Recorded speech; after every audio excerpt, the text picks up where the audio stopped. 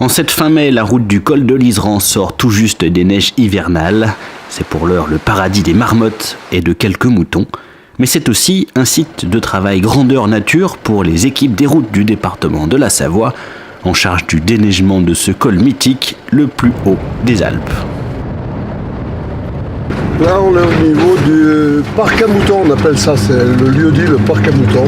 On est environ à 5 km du col.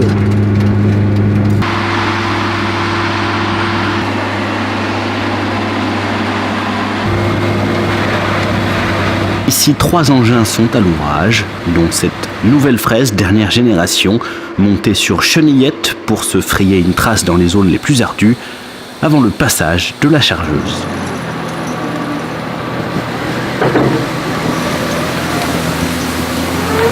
C'est le déblaiement, là il n'y en a pas beaucoup, sinon on a une autre fraise qui arrive derrière et qui mange encore un étage. Après qui fait 1 ou 2 allers-retours, et on a la chargeuse qui finit derrière, qui ramène au goudron, enfin à la glace. Après il y a une épaisseur de glace et ça c'est le soleil qui fait le reste. Voilà. Et dans ce couloir d'avalanche en pleine falaise, l'action des équipes du département est d'autant plus indispensable pour dégager l'accès au tunnel que l'on devine derrière plusieurs mètres de neige.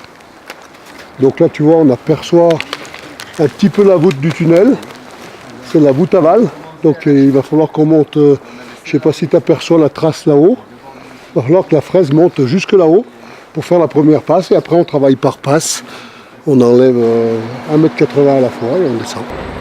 En plein dévers, cette partie est la plus complexe et la plus dangereuse de toute la montée. L'action de la fraise sur chenillette doit se faire au millimètre.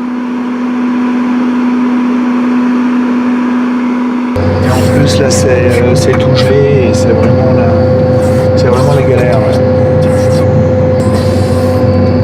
Et là le but du jeu c'est d'aller chercher le plus haut possible pour pouvoir arriver à plat sur l'entrée du tunnel qu'on voit pas.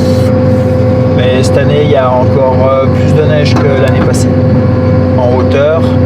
Et en fait ce qu'on a c'est que la pente est beaucoup plus importante du fait du manque de neige.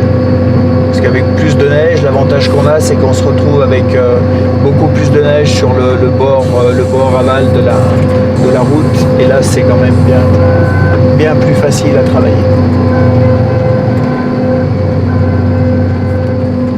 Il faudra près de 3 heures pour dégager ces quelques mètres de route. Les équipes sont désormais dans le secteur du Pont des Neiges et le sommet devrait être atteint d'ici la mi-juin. La date d'ouverture est à suivre sur savoie-route.fr.